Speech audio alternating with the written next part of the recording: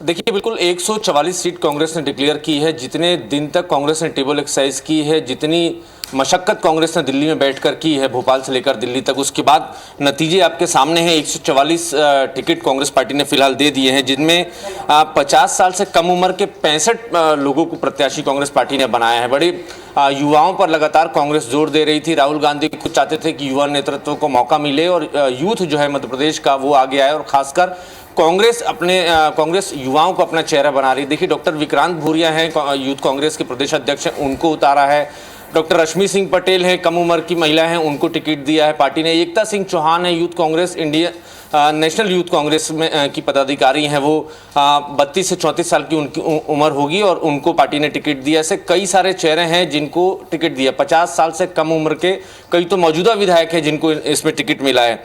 इसके अलावा अनुसूचित जाति से 22 नेताओं को कांग्रेस पार्टी ने प्रत्याशी बनाया है। अनुसूचित जनजाति से 30 प्रत्याशी उतारे हैं। और महिलाओं पर लगातार जो जोर दिया जा रहा था, महिला आरक्षण बिल को लेकर जो मध्य प्रदेश के अलावा देश भर में जो सियासत मची हुई थी, तो इन 144 सीटों में 19 महिलाओं को मौका दिया है कांग्रेस पार्टी ने। सबसे खास बात कि अल्पसंख्यक समाज से कांग्रेस पार्टी ने 6 चेहरे उतारे। इन 144 में से अल्पसंख्यक माइनॉरिटी के 6 फेस हैं, 6 लोगों को मौका दिया, जिनमें 5 जैन हैं और एक मुस्लिम कैंडिडेट है, आरिफ मसूद, जो कि भोपाल से हैं। हालांकि एक और मुस्लिम चेहरा है, तो ये माना जा रहा है उनकी टिकट होल्ड है। ये माना जा रहा है कि जो नेक्स्ट जो टिकट आनी है तो उसमें उनके नाम का ऐलान हो जाएगा। आरिफ अकील की सीट है, वहाँ से चूंकि वहाँ पे एक विवाद की स्थिति बनी हुई है। आरिफ अकील के बेटे चुनाव लड़ना चाहते हैं और आरिफ अकील ने कह दिया कि तबीयत नासाज होने की वजह से वो चुनाव नहीं लड़ सकते। तो वहाँ पर एक परिवार के भीतर एक फाइट हो रही है, तो उसका जल्दी उसका समाधान निकलेगा, तो वहाँ से भी एक टिकट डिक्लेयर होगी। तो ये माना जा रहा है कि 230 में से 2 सीटें माइनॉरिटी के लिए। चलिए जबलपुर की बात करते हैं। अभिषेक हमारे संवाददाता हमारे साथ जुड़े। अभिषेक, पूरी सूची की अगर आपसे बात करें तो जातिगत समीकरण की बात तो पहले हो गई, लेकिन महिलाओं पर पार्टी ने कितना भरोसा दिखाया है? कौन कौन से क्षेत्र है जहां पर महिलाओं को उतारा गया है? हाँ, देखिए, जबलपुर की बात करें तो कांग्रेस ने अपनी पहली सूची में जिन 5 नामों का ऐलान किया है, उसमें से जबलपुर की जो पश्चिम विधानसभा सीट है, उससे पूर्व वित्त मंत्री और वर्तमान में कांग्रेस के विधायक तरुण भानोट को टिकट दिया गया है। इसी तरीके से अगर रिजर्व सीट की बात करें, जबलपुर पूर्व जो SC के लिए रिजर्व है, इसमें से बीजेपी ने अपने कद्दावर नेता लखन घनघोरिया, जो कमलनाथ सरकार में सामाजिक न्याय मंत्री रहे हैं, उन्हें टिकट दिया गया है। इसके अलावा सिहोरा जो ST के लिए रिजर्व है, इस सीट पर पहले कांग्रेस ने इस बार बदलाव किया और यहाँ पर जो युवा नेत्री हैं कांग्रेस की, जिला पंचायत सदस्य हैं जबलपुर से, एकता ठाकुर, उन्हें टिकट दिया गया है। बरगी विधानसभा से संजय यादव को वापस रिपीट किया गया है और जबलपुर की मध्य विधानसभा जो उत्तर विधानसभा कहलाती है, उसे भी उसमें कांग्रेस के जो विनय सक्सेना है उन्हें रिपीट किया गया है। अगर हम जाति समीकरण की बात कर ले तो SC सीट जो जबलपुर पूर्व रिजर्व है, यहाँ पर जो SC वर्ग के मतदाता हैं वो बहुतायत है। इसके अलावा मुस्लिम अल्पसंख्यक जो मतदाता हैं यहाँ निर्णायक की भूमिका में रहते हैं और ऐसे में इस बार का जो चुनाव है काफ़ी कांटे की टक्कर का रहने वाला है, क्योंकि बीजेपी ने भी यहाँ से अपने कद्दावर नेता और पूर्व मंत्री अंचल सोनकर को जो है 9वीं बार टिकट दिया है और ऐसे में लखन घनघोरिया की ये राह काफ़ी मुश्किल हो सकती है, क्योंकि यहाँ पर AIMIM के अलावा आम आदमी पार्टी और एक निर्दलीय जो है गजेंद्र सोनकर जो कांग्रेस में थे, पहले उन्होंने कांग्रेस छोड़ी थी, वो भी यहाँ पर चुनाव लड़ने जा रहे हैं। तो ऐसे में जबलपुर पूर्व की बात करें तो यहाँ पर कांटे की टक्कर देखने मिलेगी, लेकिन इससे ज़्यादा कांटे की टक्कर जबलपुर पश्चिम में देखने मिलेगी, क्योंकि कमलनाथ सरकार के पूर्व वित्त मंत्री वर्तमान में कांग्रेस के विधायक तरुण भानोट यहाँ से चुनाव लड़ रहे हैं। तो बीजेपी ने यहाँ से सांसद राकेश सिंह को टिकट दिया है और उनका मुकाबला राकेश सिंह से होगा, तरुण भानोट का, क्योंकि राकेश सिंह जो है 4 बार से सांसद यहाँ पर रहे हैं। तो ऐसे में ये जबलपुर पश्चिम का सीट जो है काफ़ी हॉट सीट है महाकौशल की और यहाँ पर सबकी निगाहें रहेंगी। और इस बार जो है अब जब तरुण भानोट की टिकट पक्की कर दी गई है, यहाँ पर उनकी सूची में नाम आ गया है, तो ऐसे में अब जब चुनावी युद्ध शुरू होगा तो इसमें इस बार का मुकाबला काफ़ी दिलचस्प होगा। बिल्कुल अभिषेक, और जिस तरीके से महाकुशल संभाग की आप बात करें, कांग्रेस का एक गढ़ है, साथ ही ग्वालियर संभाग की जिस तरीके से नासिर बता रहे थे कि वो दो संभाग थे जहां पर हमने देखा कि सबसे बड़ी संख्या में यहाँ पर प्रत्याशी जीते थे। एक बार फिर रुक करेंगे नवीन का। नवीन, अगर 2018 के चुनाव की बात करें, ये माना जाए कि पार्टी यहाँ पर जीत चुकी थी, सरकार भी कांग्रेस की बनी थी, ये बात अलग है कि परिस्थितियां बदली और उसके बाद सरकार गिर गई थी, तो क्या ये माना जाए कि कांग्रेस जो 144 प्रत्याशियों की सूची जिसने जारी की है, ये वही ज्यादातर वही नाम है जो 2018 में बेहतर प्रदर्शन कर चुके हैं, और आने वाले समय में भी लगभग कांग्रेस में वही प्रत्याशी होंगे जिन्होंने बेहतर प्रदर्शन 2018 में किया था?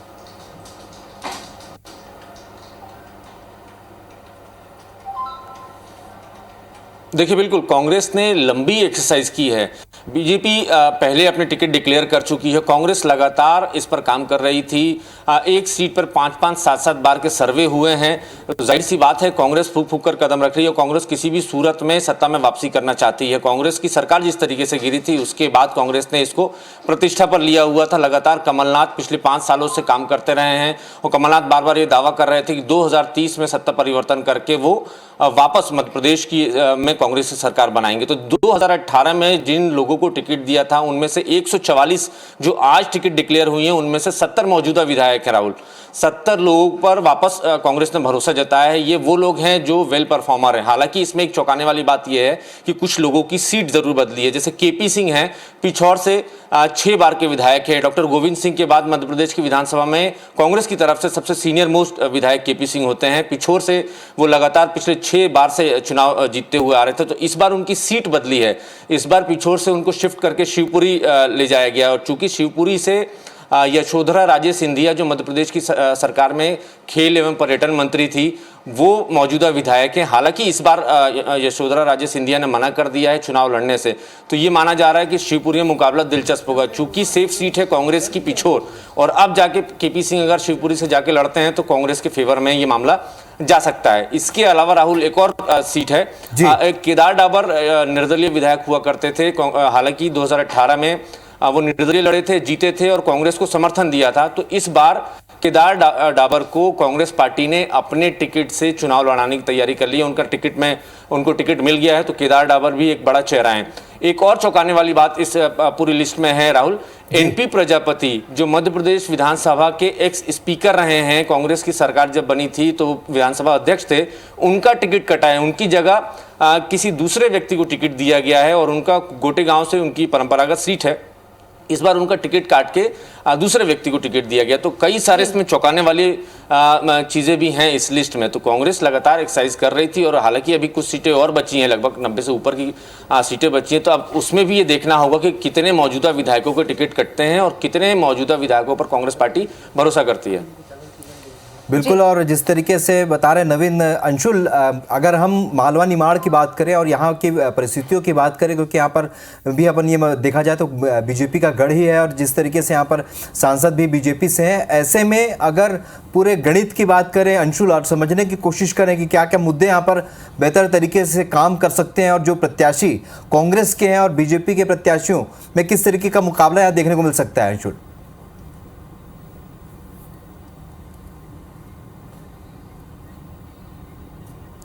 जी बिल्कुल, आपको बता दूं, मालवा निमाड़ की 66 सीटों को प्रदेश में सबसे ज़्यादा महत्वपूर्ण माना जाता है, और यही कारण है कि यहाँ पर जो भी टिकट घोषित किए जाते हैं उसके ऊपर लगातार मंथन होता है, और उसके बाद टिकट घोषित होते हैं। इस जो विधानसभा सूची जो कांग्रेस ने जारी करी है, इसमें भी पूर्व मंत्रियों को एक बार फिर से कांग्रेस ने मौका दिया है। और एक परफेक्शन जो है मालवा निमाड़ का शुरू से बनता आया है कि जिसने मालवा निमाड़ की 66 सीटों में सबसे ज़्यादा सीटें हासिल करी हैं, उसी की सरकार बनी है। 2013 में शिवराज सिंह चौहान 55 सीट जब मुख्यमंत्री बने थे, तब बीजेपी ने 55 सीटें यहाँ से जीती थी। उसके बाद 2018 में जब कमलनाथ मुख्यमंत्री बने थे, तो यहाँ से 35 सीटें जो हैं वह जीती गई थी। और इसके साथ ही जब सरकार बदली, 15 महीने की सरकार जब गिरी थी और सिंधिया अपने समर्थकों के साथ बीजेपी में शामिल हुए थे, तब भी मालवा निमाड़ से ही सबसे ज़्यादा विधायक जो हैं उन्होंने अपनी पार्टियां बदली थी। तो यही कारण है कि मालवा निमाड़ की सियासत जो है उस पर सबकी नज़र भी रहती है। जिस प्रकार से बीजेपी ने अपने नाम जारी किए थे, उसमें कई चर्चित चेहरे जो हैं वो मालवा निमाड़ में से बीजेपी ने मैदान में उतारे थे, जिसमें सबसे चर्चित चेहरा कैलाश विजयवर्गीय विजयवर्गीय का माना जा रहा था, क्योंकि पिछले चुनाव में मालवा निमाड़ की जिम्मेदारी जो है वो कैलाश विजयवर्गीय को दी गई थी। इस बार कैलाश विजयवर्गीय खुद चुनाव लड़ रहे हैं और उसके सामने कांग्रेस ने जो है संजय शुक्ला को एक बार फिर से मैदान में उतार गया। संजय शुक्ला पिछली बार ये सीट जीत करके आए थे और बीजेपी के विधायक सुदर्शन गुप्ता को वहां से जो संजय शुक्ला है उन्होंने हराया था। इसके अलावा यदि आसपास की सीटों की बात की जाए तो खरगोन जो है, खरगोन जिले में जो सीटें आती हैं वहां से सचिन यादव जो है मैदान में है। सचिन यादव कसरावत से कांग्रेस पार्टी के प्रत्याशी बने हैं और यह सीट भी इसलिए महत्वपूर्ण मानी जाती है क्योंकि सचिन यादव भी कमलनाथ सरकार में पूर्व मंत्री थे और अरुण यादव जो है उनके भतीजे हैं। साथ ही पूर्व मुख्यमंत्री सुभाष यादव जो थे उनके लड़के हैं सचिन यादव। तो कहीं ना कहीं इस सीट को भी सबसे हॉट माना जाता है। इसके अलावा एक झाबुआ सीट है जहां से झाबुआ और उसके आसपास के आदिवासी इलाकों पर कांग्रेस की पकड़ जो है मजबूत मानी जाती है। कांतिलाल भूरिया जो है यहाँ से मजबूत उम्मीदवार कांग्रेस के बताए जा रहे थे, लेकिन इस बार विक्रांत भूरिया को वहां से कांग्रेस ने प्रत्याशी बनाया है और विक्रांत भूरिया कांतिलाल भूरिया के लड़के ही हैं। लगातार युवक कांग्रेस के प्रदेश अध्यक्ष रहे और युवक कांग्रेस के जरिए ही काम करते आए। एक महत्वपूर्ण सीट जो है वो झाबुआ की भी मानी जाती है। इसके अलावा महेश्वर सीट जो है वहां से विजयलक्ष्मी साधो जो है वो मैदान में है। पूर्व मंत्री रही हैं, कांग्रेस सरकार में पूर्व मंत्री थी। उसके बाद जब सरकार गिरी उसके बाद से लगातार ये बताया जा रहा था कि जो विजयलक्ष्मी साधो है वो चुनाव लड़ेंगी, उनका तय माना जा रहा है। दिग्विजय सिंह की करीबी रही है और इसके पहले भी 10 साल तक उस सीट पर उनका कब्जा लगातार बना हुआ है। सांवेर सीट पर इस बार जरूर चुनौती देखने को मिलेगी क्योंकि जब उपचुनाव हुए थे तब वहां से सबसे पहले 2018 में तुलसी सिलावट वहां से चुनाव लड़े। उसके बाद कमलनाथ सरकार में वो मंत्री बने, लेकिन सिंधिया के साथ वो भी बीजेपी में शामिल हो गए थे और अभी वर्तमान में बीजेपी की सरकार में वे मंत्री हैं। और उसके सामने कांग्रेस ने रीना बोरासी को मैदान में उतारा है। रीना बोरासी जो है प्रेमचंद गुड्डू की लड़की है। पिछले उपचुनाव में प्रेमचंद गुड्डू जो है वो तुलसी सिलावट के सामने कैंडिडेट बने थे और इस बार शुरू से ही ये कयास लगाए जा रहे थे कि रीना बोरासी को पार्टी जो है मैदान में उतार सकती है, क्योंकि एक चर्चित चेहरे के सामने एक चर्चित चेहरा जो है वो पार्टी उतारने के प्रयास में है। चलिए आपको रोकेंगे यहाँ पर। इस वक्त तरुण भट्टोट कुछ कह रहे हैं, वो हमारे दर्शकों को अपने सुना। बच्चों की शिक्षा के प्रति और चिकित्सा से,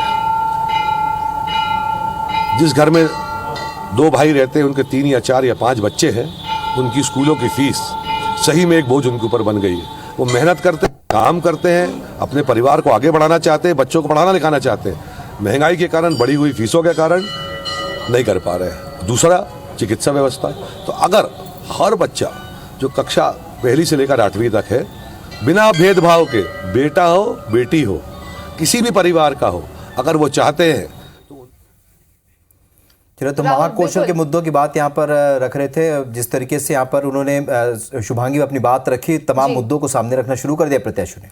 और राहुल, सबसे बड़ी बात यह कि प्रतिक्रियाएं सामने आनी अब शुरू हो चुकी। इसके पहले मंत्री शिव कुमार डहरिया से भी हमारे संवाददाता ने बातचीत की थी, उन्होंने भी अपनी प्रतिक्रिया दी और पूरी तरीके से उन्होंने पार्टी पर भी भरोसा दिखाते हुए कहा कि वो अपनी पूरी जान लगा देंगे पार्टी में और चुनाव जो है बेहद नजदीक है, तारीखों का ऐलान भी हो चुका है और अब जो है कांग्रेस ने अपनी पहली सूची भी जारी कर दी है।